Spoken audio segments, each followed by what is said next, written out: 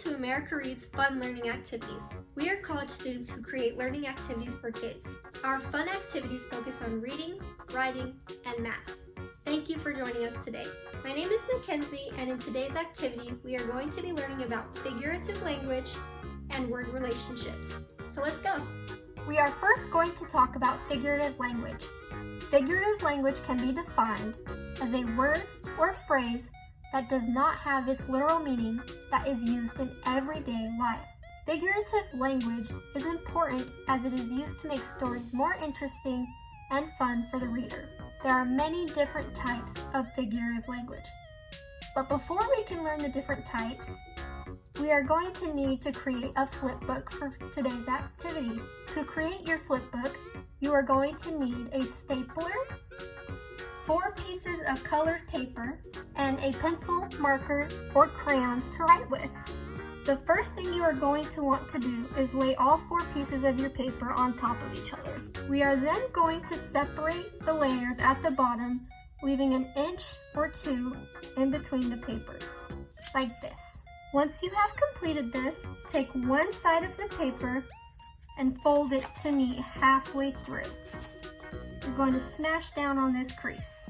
Now once this is complete, take your stapler and staple the top of it. You can put 2 or 3 staples.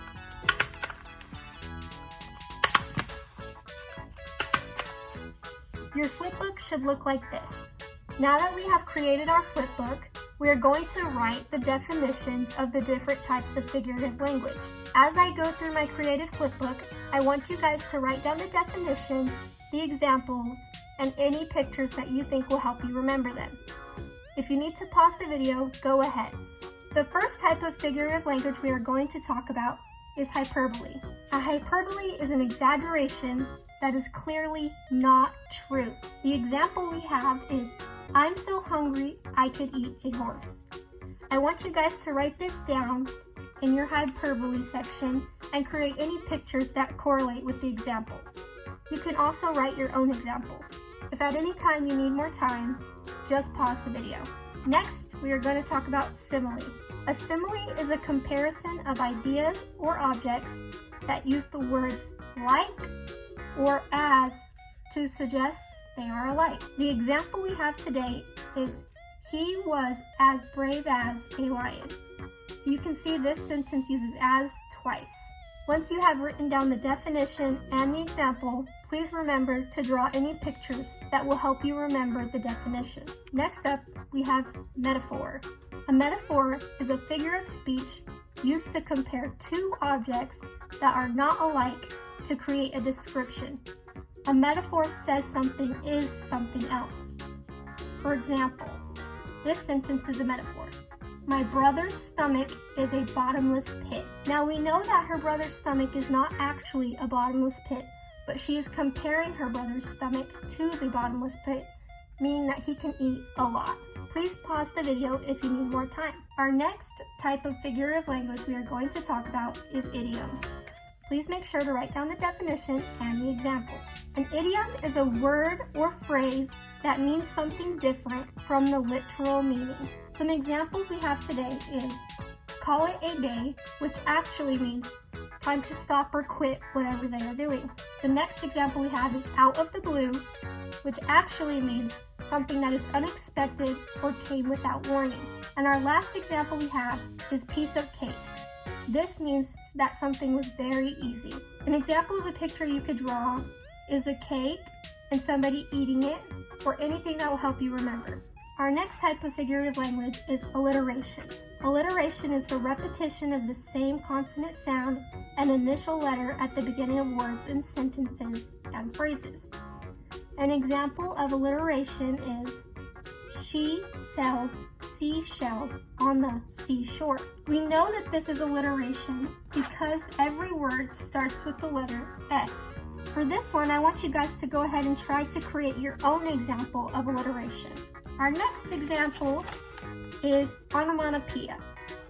Onomatopoeia is the use of words to imitate the sounds they represent. You see onomatopoeia a lot in comic books. Some examples we have is boom, splat, buzz, snap, crackle, pop, and zap. If you guys can think of any more, please write them down in your notebook. Our last type of figurative language we are going to talk about today is personification. Personification is a figure of speech that gives human characteristics to animals or objects. One example we have is the ocean waved hello to the sun. We know that the ocean did not actually wave to the sun because it is not a human. But when we give the ocean a human trait, like being able to wave, this is how we know we are using personification. Please pause the video if you need any more time and would like to add pictures to any more of your pages in your flipbook. Again, this is what your flipbook should look like. Now we are going to talk about word relationships. In order to do so, we are going to learn vocabulary words, synonym, antonym, and homophone. Synonyms are words or phrases that mean the same thing or are very similar to one another. Some examples of synonyms are scared and afraid. Please try and come up with your own examples of synonyms. Alright, on to the next word, antonym. An antonym is a word or phrase that means the opposite thing from the other. Some example, good and bad. You could also put tall and short. Please try to think of words that are antonyms. Okay, our last vocabulary word is a homophone. Homophones are words that sound the same but are spelled differently and mean different things. One example we have today is new and new. Our first example of new means that you have a new pair of shoes or a new toy or something you did not have before that you have now. This version of new is spelled differently and it means that you know something. We are now going to play a game to learn more about word relationships. I'm going to show you a group or pair of words and phrases and I want you to guess if they are synonyms, antonyms, or homophones. Our first practice problem is huge and large. Can you guys tell me whether this is a synonym, an antonym, or a homophone? Well, if you guess synonym, that is correct. We know that this is a synonym because huge and large both mean that something is big. So go ahead and write down huge and large, put an arrow, and write synonym so that you will remember. Our next problem is 8 and 8. Can you guys tell me what this is? If you guessed homophone, you are correct. This version of 8, E-I-G-H-T, is equivalent to the number 8, whereas this 8 means that you ate something for breakfast or a snack.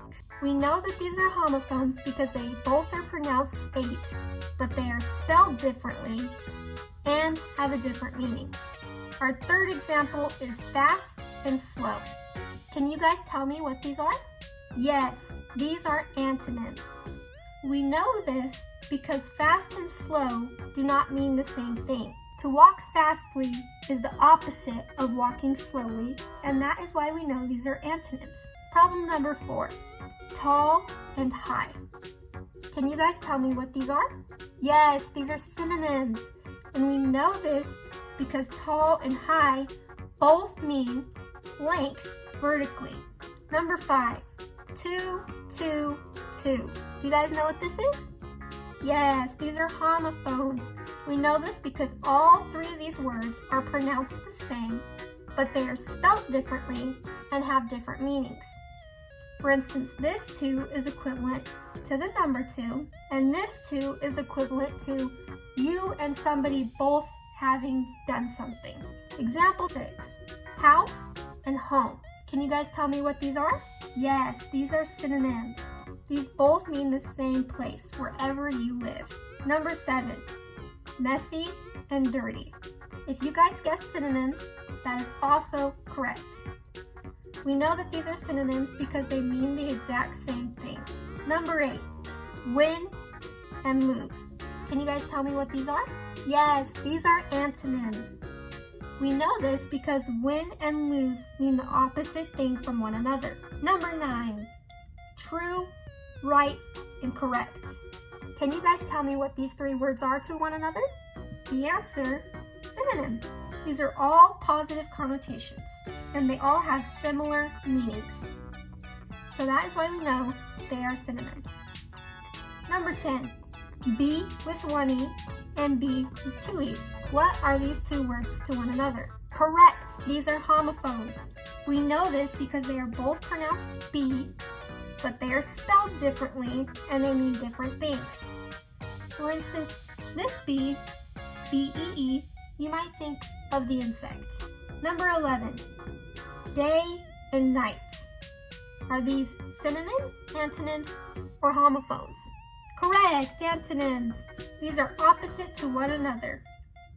And number 12, our last problem, scent, S-C-E-N-T, or scent, C-E-N-T. What are these two words? Yes, these are homophones, and we know this because they sound the same, scent and scent, but they are spelled differently. This one has an S, and they mean different things. Scent with an S means a smell, and scent with a C means money. And that is all we have for you today. Thank you for learning with us today. We hope you come back and learn some more. Please comment down below if you have any questions and like and subscribe to our channel. And we will be back with more videos.